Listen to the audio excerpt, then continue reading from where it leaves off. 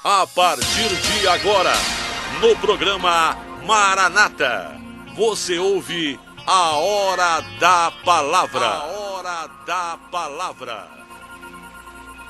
A mensagem de hoje está no livro de Hebreus, capítulo 10, verso 7. Então eu disse: estou aqui, ó Deus, venho fazer a tua vontade, assim como está escrito a meu respeito no livro da lei. Querido ouvinte da manhã de sábado, você que ouve posteriormente pela internet essa mensagem, nós estamos dando continuidade ao estudo do livro de Hebreus. E hoje nós vamos meditar no versículo 7 do capítulo 10.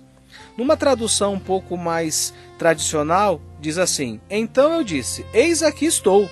No rolo do livro está escrito o meu respeito, para fazer, ó Deus, a tua vontade. Essa palavra, ela representa todo um contexto de uma expressão cristã, de uma palavra inspirada pelo Espírito Santo, a qual fala acerca de Jesus.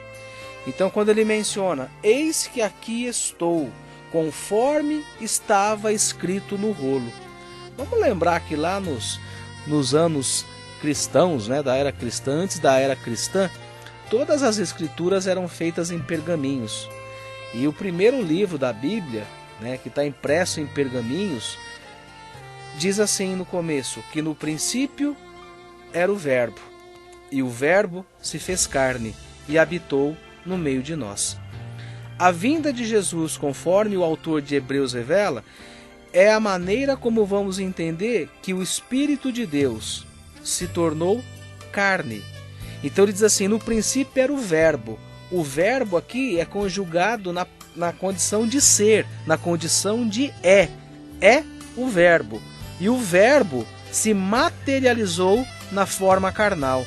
Essa forma carnal do Espírito é chamada de Jesus. E Jesus veio ao mundo de maneira sobrenatural. E o que é mais interessante, para fazer na plenitude a vontade de Deus. Quando nós observamos o livro de João, no capítulo 6, verso 38, diz assim: porque eu desci do céu, não para fazer a minha própria vontade, e sim a vontade daquele que me enviou. Eu pergunto a você que está me ouvindo, qual é a vontade de Deus para com Jesus? Qual que era a vontade de Deus para que Jesus fosse enviado a esta terra? E a resposta nós vamos encontrar em todo o conjunto literário da Bíblia. A resposta é: Deus é amor. Se Deus é amor, o seu propósito na presença nesta terra foi amar. Amar incondicionalmente a maior criação de Deus, que somos nós. Eu, você que está me ouvindo. Nós somos a criação mais perfeita, a obra-prima que Deus criou. Eu e você. E Jesus, ele vem ao mundo em sinal de amor pelas nossas vidas, porque diz a palavra que o pecado entrou no mundo e era necessário que ele saísse pela expiação das transgressões dos nossos antepassados lá do Jardim do Éden. E se o pecado entrou no Jardim do Éden, entrou nessa terra por meio de homem, a maneira dele ser expiado, ser extirpado da terra, também era por meio de homem. Se o pecado entrou por Adão, o pecado ele vai ser destruído pela presença de Jesus. E aí nós vamos ouvir assim, que Deus amou o mundo de tal maneira, Deus amou eu e você de tal maneira, que deu o seu Filho Jesus, para que através dele nós recebêssemos a salvação. Então, quando nós ouvimos essa palavra, ela não deve ser simplesmente uma frase, mas ela deve ter todo um poder para entrar no nosso coração, entrar nos nossos pensamentos, ser colocadas diante de nós, para que nós sejamos imitadores de Jesus. Jesus é o parâmetro, Jesus é o modelo perfeito da vontade de Deus para as nossas vidas. Jesus é amor.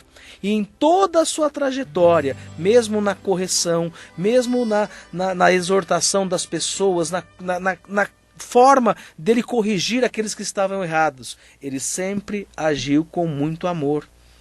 E ele vai colocar isso dentro da sua vontade, que nós também possamos amar o próximo, como está escrito também na palavra de Deus, que nós devemos amar o próximo como nós amamos a nós mesmos.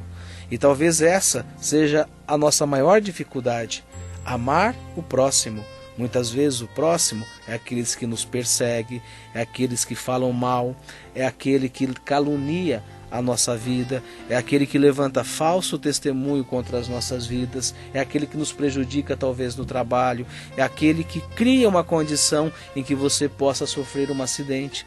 E Jesus, ele fala isso incondicionalmente, que nós devemos amar o próximo. Ele não pede para que façamos uma seleção, uma qualificação de quem é o próximo. A ordem ela é muito direta: ame o próximo, não importa quem seja.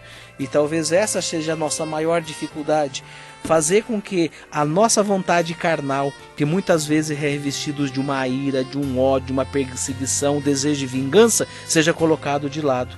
Então a nossa luta não é contra a nossa carne, não é contra as pessoas. A nossa luta, ela é espiritual. Nós não somos pessoas criadas para destruir o próximo. Pelo contrário, nós somos criados por Deus para amar o próximo. Nós devemos amar incondicionalmente. Isso é fácil? Você pode ter certeza que é um desafio. Não é simples, de maneira alguma.